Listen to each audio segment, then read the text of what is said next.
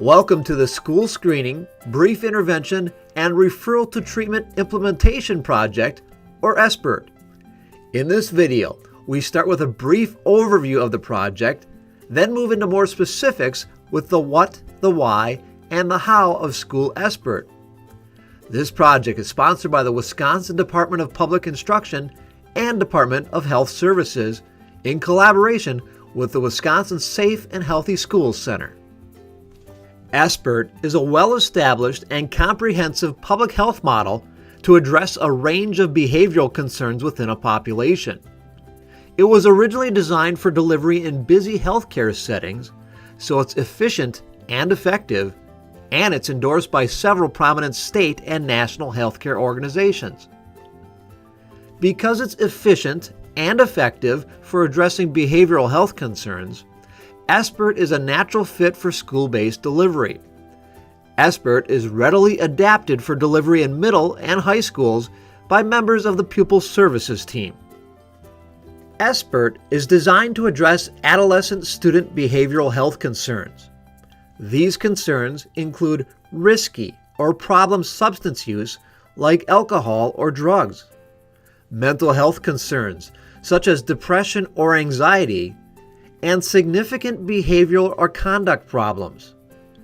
SBIRT is designed for delivery by non-specialists. In other words, you do not have to specialize in these issues to use this intervention with students in opportunistic settings where adolescents can present with these concerns. SBIRT is not diagnostic of these concerns, nor is it treatment or therapy. Yet, SBIRT has a strong base of evidence for addressing adolescent substance use. Let's take a closer look. Ken Winters and colleagues conducted a research review of delivering brief interventions in schools to address adolescent substance use. In general, brief intervention shows these outcomes: reduced frequency of use and reduced problem symptoms. Although SBIRT represents a harm reduction approach to behavioral health, research does show increased rates of abstinence, increased engagement in services, and positive student experiences.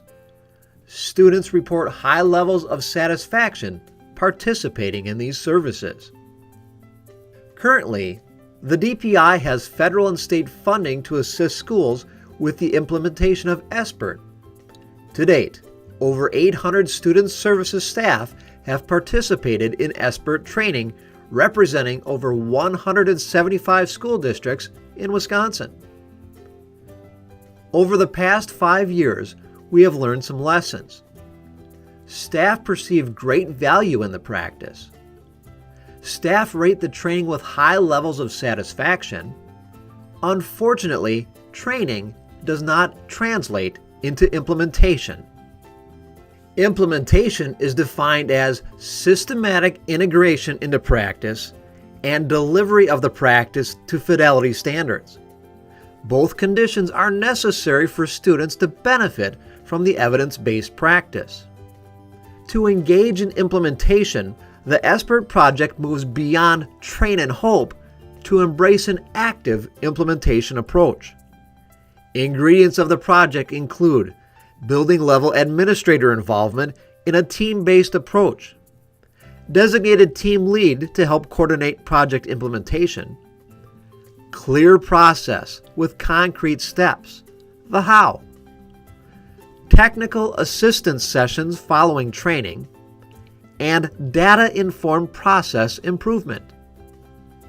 Delivering SBIRT. This is a visual depiction of the model. You will notice that SBIRT comprises the components of screening and brief intervention, the process of engaging, focusing, evoking, and planning with specific skills and tools. Let's take a closer look at the model.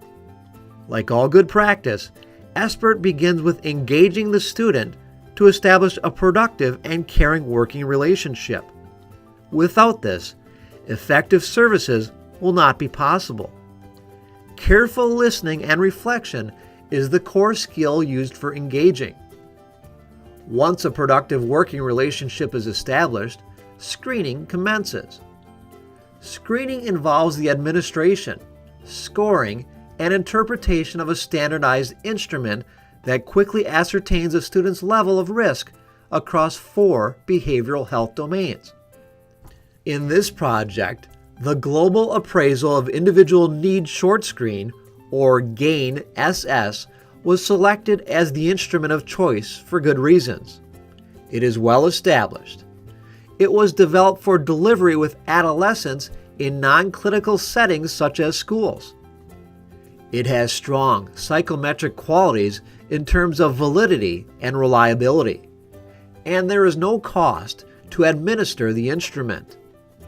It shows the results in terms of a level of risk for each of 4 domains: mental health, behavior or conduct, alcohol or drug use, and crime or violence. Screening results help to inform the focus of intervention. In this model, 1 change target is addressed at a time. This is counterintuitive for many staff because of the wide range of problems students can present. However, a clear focus on 1 symptom or behavior at a time is an important aspect of delivering SBIRT with fidelity. Sometimes the focus is clear: deal with the alcohol or drug violation. Other times, the focus will be informed by the results of the screening in collaboration with the student. The change target is now the focus for the rest of the brief intervention. We call this a brief intervention because it typically consists of 3 to 4 sessions, about 15 to 20 minutes each. Sessions are typically scheduled weekly or every other week. The heart of the brief intervention is the process of evoking, in which the practitioner explores student motivation for change regarding the specific change target. When a consistent amount of change talk is given by the student, the intervention moves to the last step: planning. In planning, the practitioner works collaboratively with the student to come up with a measurable goal and the steps to reach the goal. Here is where the brief intervention is often very different than practice as usual for change conversations with students. Let's compare and contrast. One of the principles of the brief intervention is to explore the student's own ideas for behavior change. A protocol is provided as part of the training to help staff use a guiding style of communication to facilitate a student-centered conversation about behavior change. Practice as usual would be the practitioner telling the student what to do or trying to fix the problem for the student. The final component of SBIRT is the RT, or referral treatment. This is a data-driven decision based on a student's response to BI. A recommendation could be internal for more school-based services, or it could also be a recommendation for assessment by a licensed mental health or substance abuse professional. RT strengthens the link between school and community-based services. Although the SBIRT research is very positive, several limitations to the model exist. The research is only tested down to age 12. The research base is growing, but limited to date. Students already committed to making change would not benefit from the program. We do not need to evoke change for them. They are already making changes. Harm reduction philosophy may conflict with staff orientation or district zero-tolerance policies. It takes staff time and focus during initial implementation and the willingness to make a change in their practice. Behavioral health concerns include risky or problem alcohol or other drug use, mental health concerns such as depression or anxiety, and significant behavioral or conduct problems. So why is addressing these concerns important in the school setting? Let's hear from 2 school leaders on this question. We know that it's important for students to be healthy in order to access school, and historically we used to think about that as being your physical health and wellness. But now with the amount of anxiety, depression, and other life stressors that students are facing, we know that it's important for them to be well socially and emotionally in order to have the best outcomes in school as well. Well, I guess in our district, we have felt for quite some time that students have needs that we just are not feeling very equipped to deal with, and realizing that no one's coming in on a white horse to solve these problems for us, so we just decided, why not? Why wouldn't we? Why wouldn't we want to learn about something that we could do and not be necessarily professional mental health? It's not like we're doctors or psychiatrists, but we certainly are adults in the lives of these kids who have positive relationships with them and close relationships with them. And many children come through the school system trusting and being very close to their teachers and their counselors and their coaches. So if there was a technique or a strategy out there that was designed for us to be able to use that could possibly make this better, why wouldn't we give it a shot? We have to pay attention to student behavioral health as well in order to get the best outcomes for students, both academically as well as in their lives. Why address student behavioral health concerns with SBIRT? Consider 4 reasons. The first reason is that SBIRT is efficient.